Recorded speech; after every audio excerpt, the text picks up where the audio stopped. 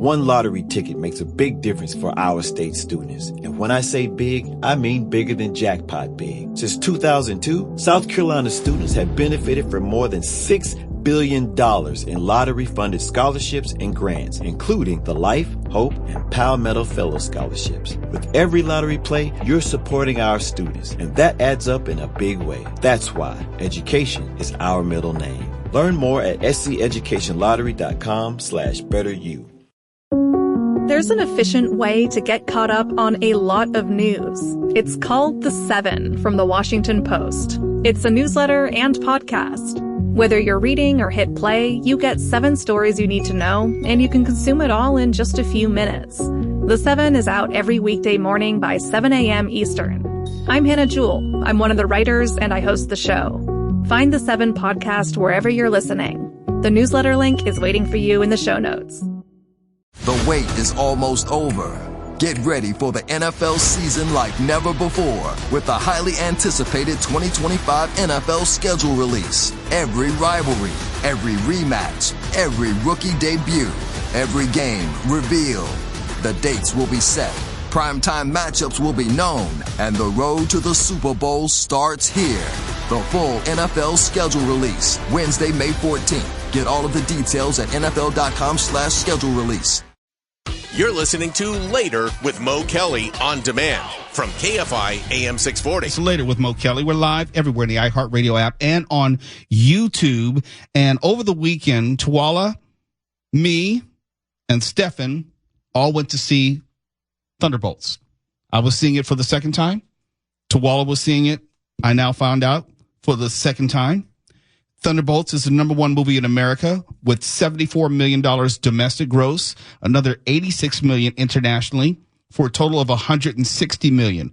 To give you some context, that is behind, if you will, what Captain America Brave New World did in its first weekend on a per-screen average basis, total box office basis, screen average basis. It is not performing as well as some would have hoped coming after Captain America Brave New World. But the critics' reviews are glowing for the most part, saying it has heart. Marvel is back. It's what Marvel movies used to be. But the box office response hasn't matched it yet. I said on Friday when Mark Ronner was reviewing it as part of his Ronner report, I liked it. I really did, enough to see it a second time, clearly. But I didn't love it.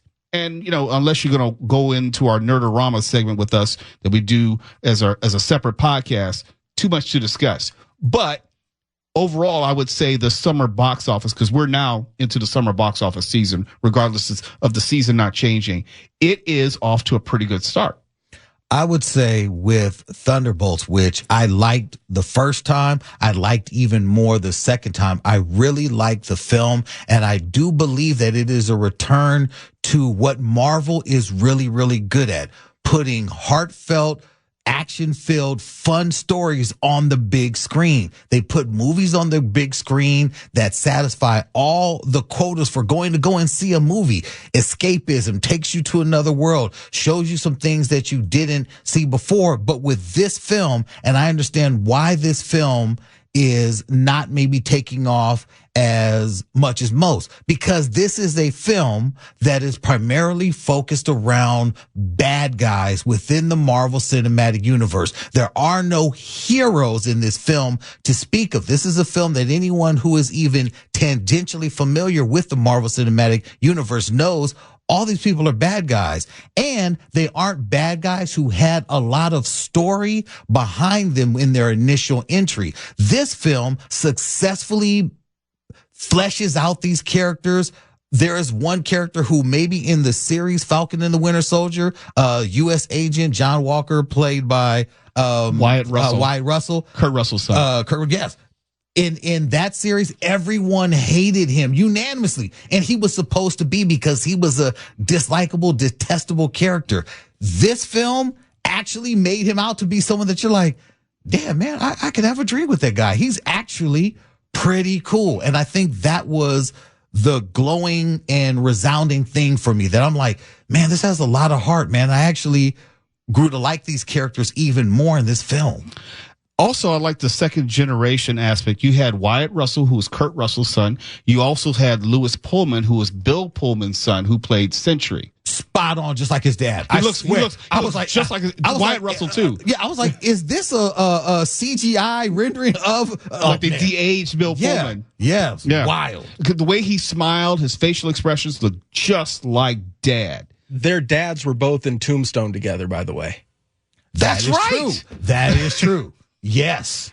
Another generation of acting, and it's fun. It's almost funny because when I look at Wyatt Russell, there are times where he sounds so much like Kurt Russell, it was uncanny. I thought he was almost doing an impression of his father.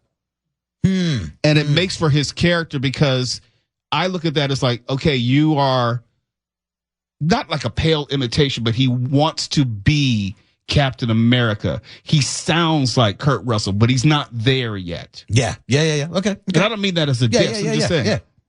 But also, there's Sinners, and Sinners came in at number 3 this week. And despite what anyone may have to say about that movie, it has legs. That means a lot for the box office. It's now up to $180 million domestically. It's still doing well internationally with $57 million. I say doing well because horror movies don't traditionally do well internationally. And you also have, it's a black horror movie, which has, there's really no precedent for that international success. It has a worldwide gross of $237 million. It's in its 3rd week. It has not lost any theaters. It actually has increased theaters since it first came out, meaning it's going to be in theaters at least for another 3-4 weeks. I applaud it. I look forward to it. And if you missed it in IMAX, the Vista Theater is still showing it in 70 millimeters. You got to see this film in its realest format. Why is it that 70 millimeters makes for a better experience? Because it's what the film was shot in. So then you see the fullness of the picture. You see the fullness of everything that was being conveyed. And it's almost like, it's like a wider aperture, clear, more crystal picture, everything. You see the details, all the grains, everything, the sound, everything about it plays differently in its original format. And this is a film that's special for that. He said, I'm going to do this old school and I'm going to really bring back some serious filmmaking. And when you see it at that aspect ratio, it's a treat. Yeah. Number 3 this week was a Minecraft movie. Number 4 was The Accountant 2. Number 5 was Until Dawn. Number 6, The Amateur. I still haven't gotten around to see that. I've heard varying reviews on it, but I still want to see it. Number 7, The King of Kings. Number 8, Warfare. Number 9, Hit, The Third Case. Have no idea. And 10, The Surfer. Have no idea.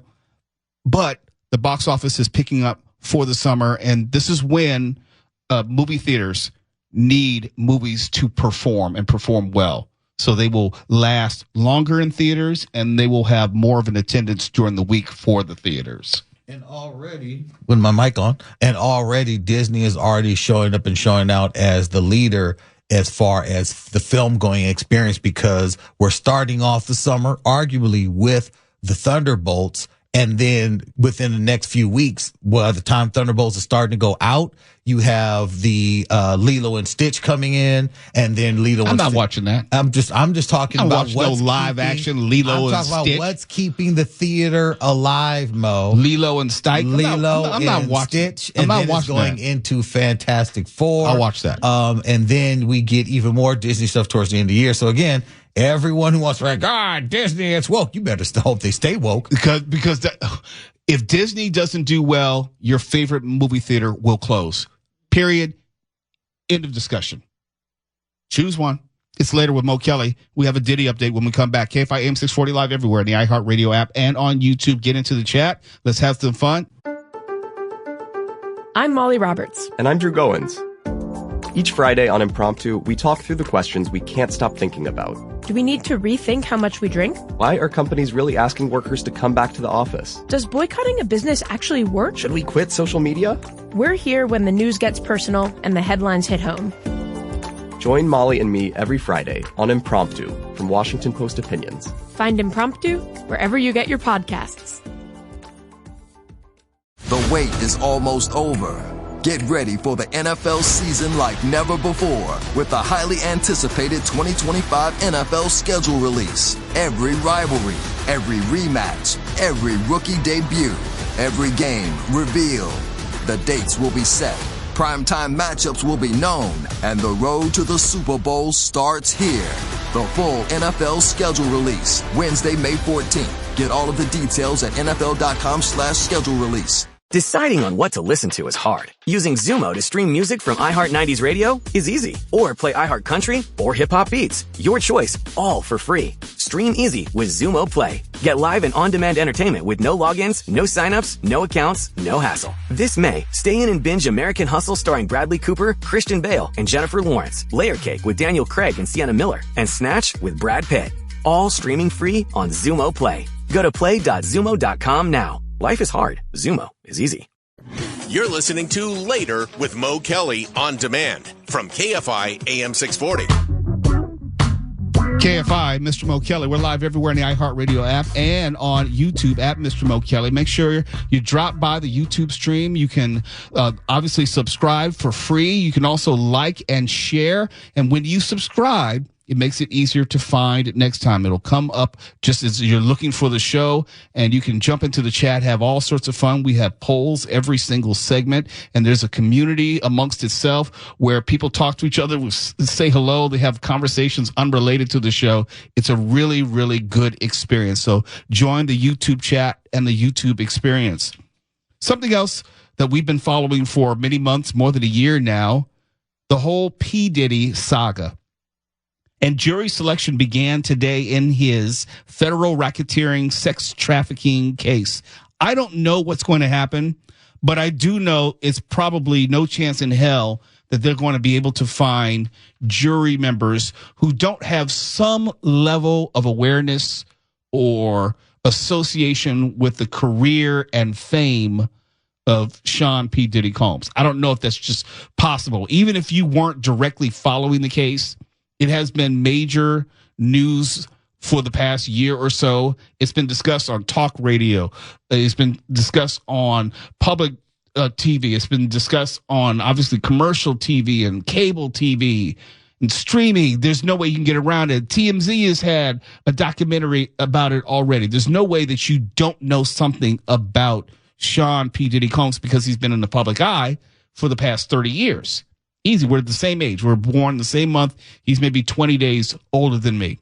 I say that to say it's going to be very difficult for Diddy to not get a jury who has not had some sort of exposure to this case. And despite what anyone may think about him, that is not going to help his cause in any way.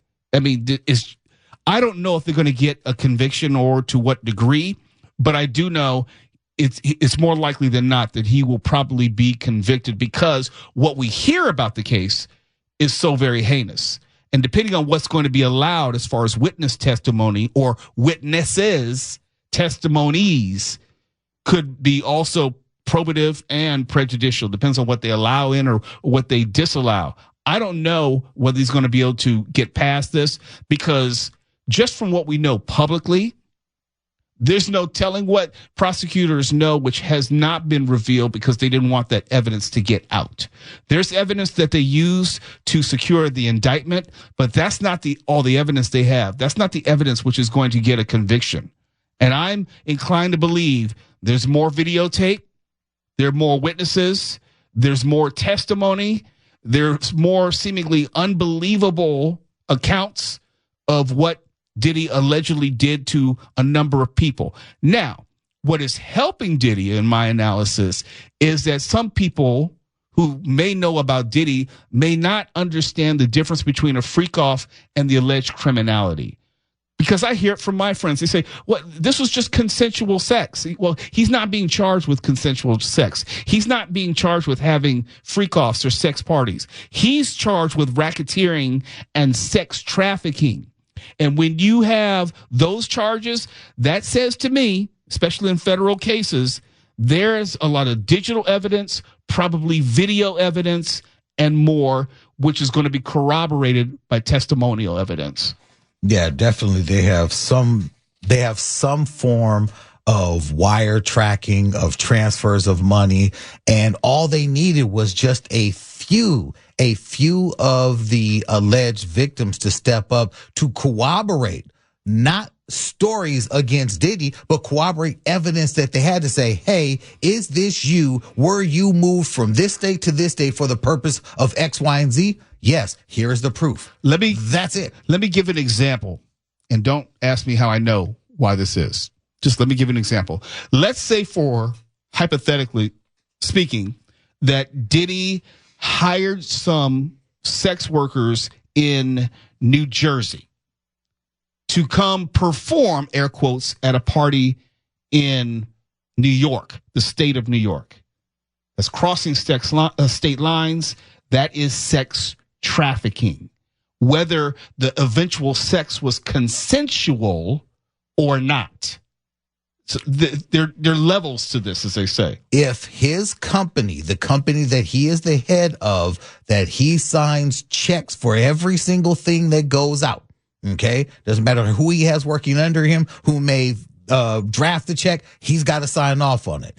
If he has a stable of talent in New York, and he is going to a music convention in Miami, and he has some of this talent in New York that he's familiar with, fly down to Miami to perform at a party, and I only can speculate what happened at the party, even though my speculation comes by way of seeing it. Okay, seeing it, actually, seeing the things that happened at one of these parties funded by his company. You've been to a Diddy party. I have. I've been to a Diddy party. I have not been to the freak-offs, but I can tell you in the public-facing portions of the party, a lot of sexual stuff was going on. It's a lot at just the public facing. You don't have to get an invitation to the after party. Yeah. I don't know what has happened in any freak-off. I don't know to what extent. All I know is I have seen talent enter a room and perform acts of sex for record executives and DJs. I've seen this firsthand. Yeah. So all I'm saying is, even if he wasn't aware of these things happening, someone in his company said, hey, here's a line item. I need us to pay this. And that in there could be the smoking gun. Awareness does not absolve someone of responsibility or culpability. Now, if he can prove that he not only had no idea, but had nothing to do with the money, and these are individuals that just happen to work for him, I don't know. Maybe that is why he is putting in the not guilty plea, because he's like, look, my hands are clean. That was Joe Blow, and Joe Blow is the one who did it, all on Joe Blow's own. This is not unlike the trial, the Manhattan trial with Donald Trump, where you have to be able to prove a connection to the money which was moved or used for a certain particular act.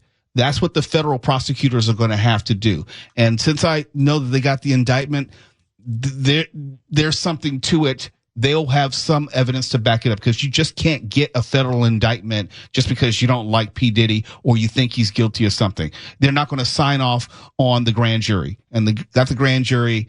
They got the true bill. And so it now is going to trial. Now they're going to have the actual jury hear this evidence. Don't know how it's going to turn out, but the odds are against P. Diddy. It's later with Mo Kelly. We're going to talk about Lady Gaga and that concert bomb plot, which to me was amazing, but not actually surprising. We'll explain in just a moment. You're listening to Later with Mo Kelly on demand from KFI AM 640. KFI, Mr. Mo Kelly, live everywhere in the iHeartRadio app and YouTube. Eileen Gonzalez is getting a lot of love in the chat.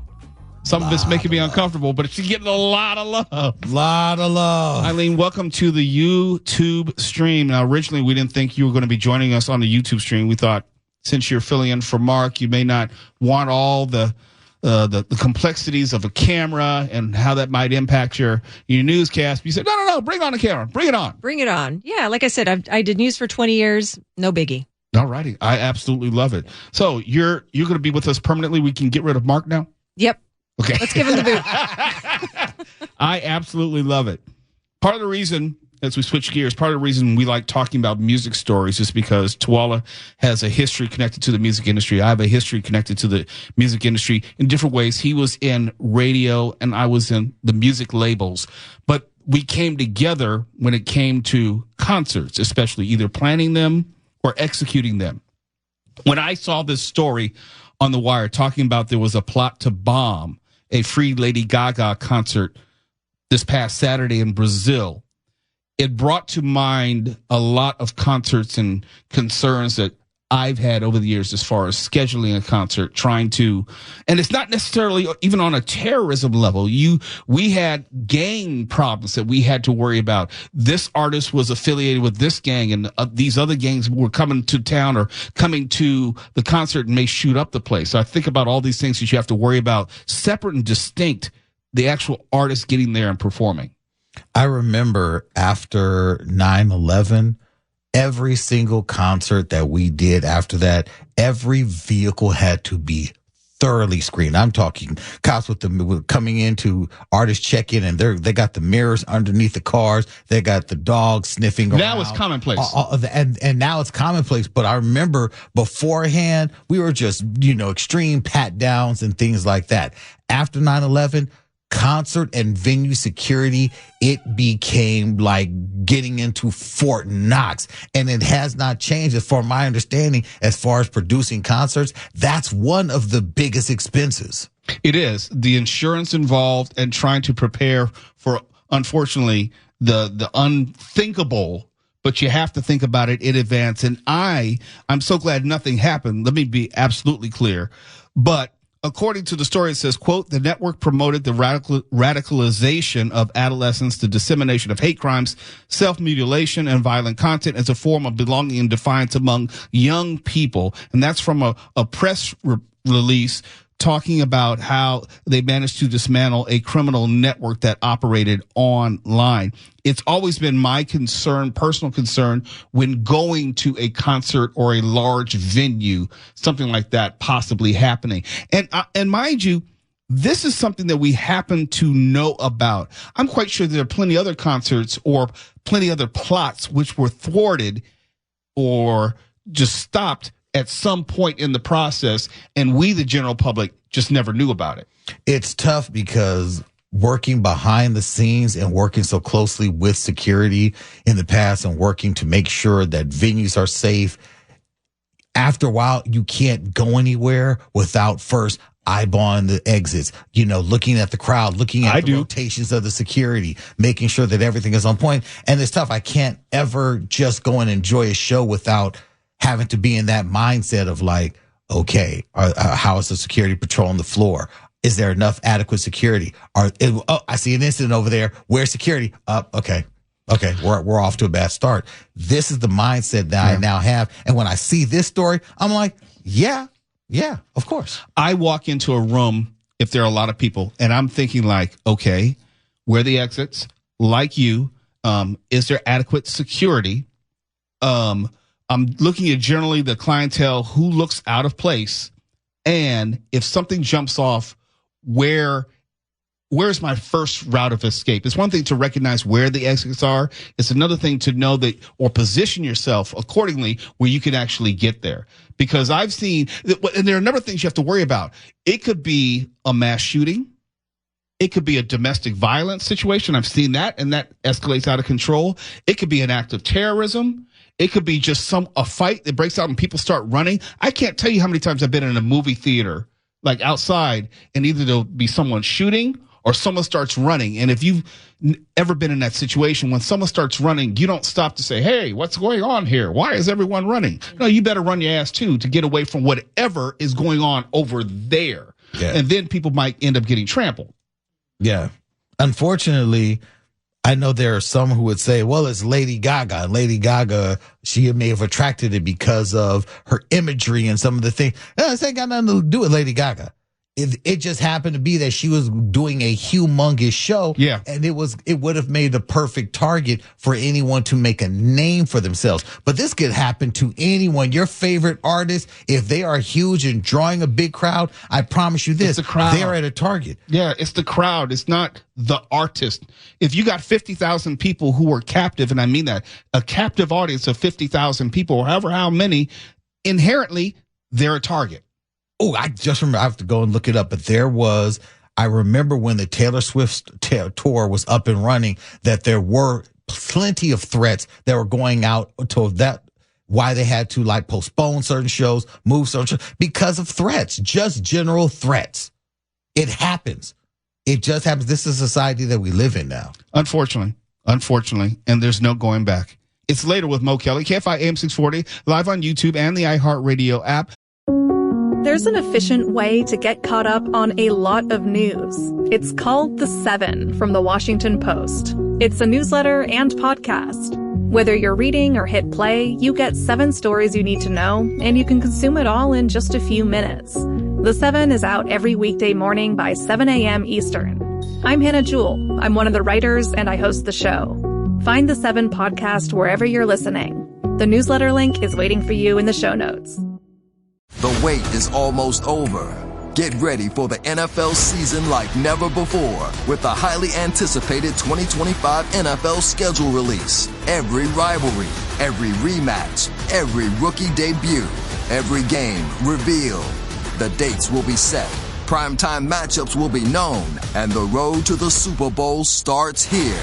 The full NFL schedule release, Wednesday, May 14th. Get all of the details at NFL.com/schedule release. Deciding on what to listen to is hard. Using Zumo to stream music from iHeart 90s radio is easy. Or play iHeart Country or Hip Hop Beats. Your choice, all for free. Stream easy with Zumo Play. Get live and on-demand entertainment with no logins, no signups, no accounts, no hassle. This May, stay in and binge American Hustle starring Bradley Cooper, Christian Bale, and Jennifer Lawrence. Layer Cake with Daniel Craig and Sienna Miller. And Snatch with Brad Pitt.